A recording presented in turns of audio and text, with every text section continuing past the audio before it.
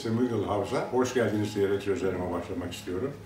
Ben bu filmleri size hazırlayan, takdim eden, beğeninizi isteyen Güçlü Demircioğlu'nun babası Tamer Demircioğlu'yum. 1945 İstanbul doğumluyum ve İstanbul'da ilkokulu, ortaokulu, liseyi ve üniversiteyi bitirdikten sonra bir kamu kuruluşunda müfettişlik imtihanını kazandığım için yerleşim merkezim Ankara oldu.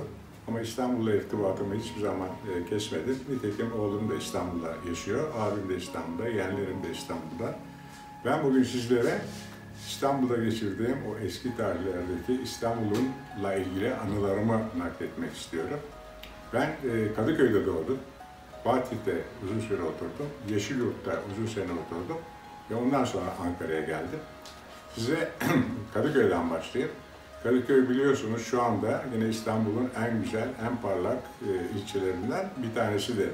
Tabii o tarihte çok değişikti. Mesela imkan olarak Moda Plajı, Süreyya Plajı gibi sinemalar, opera sineması, Süreyya sineması gibi sinemalar o dönemde çok revaçta olan yerlerdi. Biz arkadaşlarımızla Moda Plajı'na ve Süreyya Plajı'na çok giderdik. Moda Plajı, bilmiyorum şimdiki durumunu ama hiç kumsalı olmayan bir plaj, denize kurulmuş tahta iskelelerden yapılan bir plajdı. Ve o kadar güzeldi ki, yani oraya gelen insanlar denizi tam tadını çıkartırdı. Kabinlerde anahtar bile yoktu. Girip soyunurdunuz, mayonuzu giyerdiniz. Denizden çıkınca da yine mayonuzu çıkartıp elbiselerinizi giyip evinize dönerdiniz. Süreyya Plajı, Caddebostan'ın en güzel plajlarından bir tanesiydi. Ve enteresan olan kısmı, denizin 100 metre kadar tahminen içerisinde bir Kopenhag'daki kadın heykeli gibi bir heykelin beyaz olanına koymuşlar. Ve biz 13-14 yaşındayken arkadaşlarla oraya yüzdüğümüz zaman tam birbirimize "Tamam aslanım, yüzmeyi öğrenmişsin" diye iltifat ederdik. Ve onun anıları bende çok fazladır. Ama uzun süredir görmedim. Yalnız bundan 5-6 sene önce yine İstanbul'a geldiğimde, ki abim hala Caddebostan'da yaşıyor, ona "Ya Süreyya Plajı ne alemde" dedim. "Gel bakalım" dedi. Beni arabasına aldı. Gittik. Süreyya Plajı diye bir yer yok. "Heykel nerede?" dedim. "Sol tarafa bak" dedi. Sola baktım. Yolun 200 metre içerisinde bir parkta heykel dikili oluyor. Buna tabii üzüldüm ama çok da enteresan geldi bana. Tabii dediğim gibi bizim heykele kadar yüzdüğümüz yaşlar 14-15 yaşlarındaydık. 60'lı yıllar, yani 59'un sonu, 60 başı. Ben aşağı yukarı 55 sene yakın Süreyya Plajı'nın hiç civarında da gitmemişim, yakından da geçmemişim. Bu değişiklik tabii bana hem enteresan geldi hem de bir anı olarak kafamda kaldı. Kadıköy'den sonra Fatih'e yerleştik. Annem çalışıyordu öğretmen olarak, onun iş yeri olarak Fatih bize uygun geldi. Tabii Fatih'te biliyorsunuz Bakırköy'le Fatih İstanbul'un en kalabalık, en büyük ilçelerinden biriydi. İkisinden biri Fatih'te. Fatih'te tabii delikanlılık yıllarımı geçirdim diyebilirim. Çok güzel anıları vardır. Özellikle 60 yıllarından 4-5 sene önce, yani 55-56 yıllarında oraya Gençlik Caddesi ve Vatan Caddesi diye Fatih'in alt kısmına cadde açıldı. Bu caddeleri floresan ışıklarıyla aydınlatırlardı ve biz Fatih'te Ocaklı Sokağı'ndan bütün aile dostlarımız, komşularımızla birlikte, anneler, babalar, çocuklar hep birlikte bu Gençlik Caddesi ile Vatan Caddesi'ne turlanmaya giderdik, ışıkları görmeye. Bizim eğlencemiz o zaman oydu. Ama bu dediğim 58, 57, 59 yıllarından yaşanmış olaylar. Ondan sonra Fatih'te tabii en çok ilgimizi çeken o sıralarda, şimdi belediye başkanlığının olduğu binada inşaat halindeydi. İnşaatını biliyoruz. Biraz da ilerlediğiniz zaman Şehzadebaşı geliyor. Şehzadebaşı bence İstanbul'un en önemli caddelerinden bir tanesiydi. Neden? 4-5 tane sinema vardı. Ferah Sineması, Milli Sinema, Kulüp Sineması, Emre Sineması. Burada 4 film birden oynardı. Yani saat 12'de girdiniz mi akşam 8'de falan çıkarttık talebelik yıllarında. Çok eğlenceli bir yerdi. Fakat şimdi tabii orası da kalmadı, Şehzadebaşı. Şehzadebaşı'ndan ilerlediğiniz zaman ne gelir? İstanbul Üniversitesi ve Beyazıt Meydanı. Beyazıt Meydanı'nda da o sırada son derece güzel, estetiği yüksek bir havuz vardı. Ve bütün otobüsler, tramvaylar havuzun etrafında dolaşarak Fatih'e, işte Karaköy'e doğru hareketler, seyir seferlerini bu şekilde yaparlardı. Şimdi tabii havuz da kalmadı.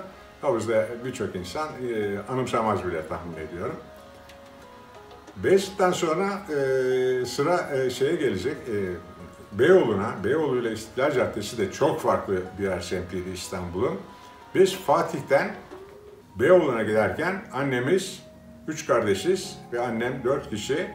Özellikle yeni elbiselerimizi giyerdik. Ayakkabılarımızı boyar, İstiklal Caddesi'ne öyle çıkardık. Beyoğlu'na çıkmanın bir özelliği vardı. Yani normal kıyafetle oraya çıkmak sanki olmuyormuş gibi. O dönemde bayramlık elbiselerimizi, yeni ayakkabılarımızı giyer, öyle çıkardık. Tabii İstiklal Caddesi de çok renkli bir yerdi.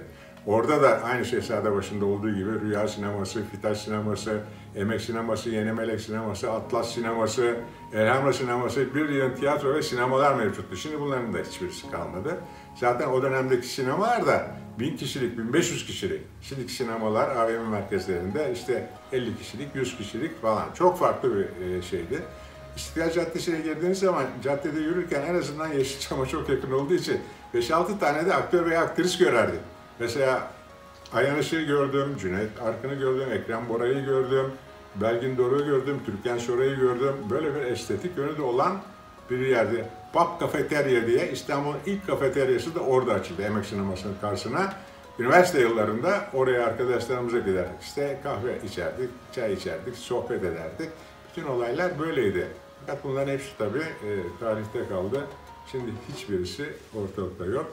Atlas Sineması'na son geldiğim sene Güçlü oğlumla beraber olduğunda bir Beyoğlu'na çıkalım dedik. Atlas Sineması çarşı olmuş, tamamen market üzerine. Mesela Kadıköy'de oturduğumuz dönemde Haydarpaşa'ya gidiş için bir tek kayık vardı. Kadıköy Vapur İskelesi, eski iskelenin, şimdi adalarla Beşiktaş'a vapurların kalktığı iskelenin önünde kayıkçılar ve kayık vardı. Oradan binerdik, kayıkla Haydarpaşa'ya geçerdik. O da çok güzel, çok enteresan bir olaydı yani. Yazında, kışında hem kayıkçılar tatmin olurdu hem de biz manevi açıdan, görüntü açısından çok mutlu olurdu. Yine Çamlıca Tepesi bir tek gazinonun olduğu bir tepeydi. Bir tane ev ve malikane yoktu. Hiçbir tesis yoktu. Çamlıca'nın en üstüne çıkardınız, otobüsle gidilir ve orada kahvenizi çayını içip bazı İstanbul manzarasını seyrettikten sonra evinize dönerdiniz. Şimdi tahmin ediyorum Çamlıca'nın özelliğinin de olmadığını farkındasınız. Yine sizlere benimle ilgili bir anımı daha anlatayım. Abim de, o zaman ben İktisat Fakültesi'nde okuyordum. Abim de şeydeydi, İstanbul Teknik Üniversitesi'nde. Cağaloğlu'nda bir gün yürürken, kitap almaya giderken iki tane turist delikanlı bizi çevirdi ve İngilizce bir şey çevirdiler. Ben de okulda Fransızca okudum. Yani ortaokulda, lisede ve üniversitede. Abim de İngilizce okudu. Fakat ne dediğini anlayamadık.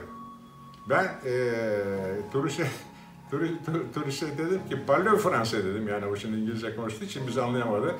Adam da vıy demez mi? Tam da Fransızmış ya. Bana bir caddeye sordu, ben de ona Türkçe sağdan sap soldan yürü 100 metre sonra gittiğin yere gidersin dedim. Bu hala abimle beraber en büyük anılarımızdan bir tanesidir. Söylediğimiz zaman devamlı güleriz. Atlas Sineması ile ilgili de bir anımı anlatıp sizden izin isteyeceğim. Atlas Sineması'na üniversite yıllarında giderdik. O tarihlerde Adamo diye bir Fransız şarkıcı, bilmiyorum belki bilenleriniz de vardı, son derece meşhurdu. Özellikle Türkiye'de çok sevilen bir adamdı ve Tombe le Neige, Kar Yağıyor şarkısı, yani Türkiye'de yeri yerinden oynattı diyebilirim. Feyzi Ebcioğlu denen bir yazar da, Allah rahmet eylesin, öldü gitti. Bunu Türkçe'ye çevirdi, her yerde kar var diye. Adamo'nun Atlas Sineması'ndaki konserinde 2000 kişiye bu şarkıyı söylerken Atlas Sineması'nın tepeninden, bakın hala tüylerim diken diken oluyor anlatırken, pamuklarla, kağıt parçalarıyla kar yağışı yaptılar. O da şaşırdı. Böyle ağzı açık tavana baktık. Çok güzel bir anıydı ama hepsi eskide kaldı. Dilerim sizler benim yaşadıklarım daha çok güzel anılarla ayrılırsınız, yaşarsınız. Yani işte böyle İstanbul'la ilgili olarak tabii daha anlatacak çok şey vardır ama sizleri fazla da uzatmak istemiyorum, yormak da istemiyorum. İnşallah beğendiğinizi, ilgilendiğinizi tahmin ederim. Hepinize sevgilerimi, saygılarımı sunuyorum. Evet, Roveran'ın sohbetlerinde bir bölümün daha sonuna geldik. Bir sonraki videomuzda görüşmek üzere. Kanala üye olmayı, videoları beğenmeyi lütfen unutmayın. Babamla benden hoşça kalın. Hoşça kalın. Görüşmek üzere.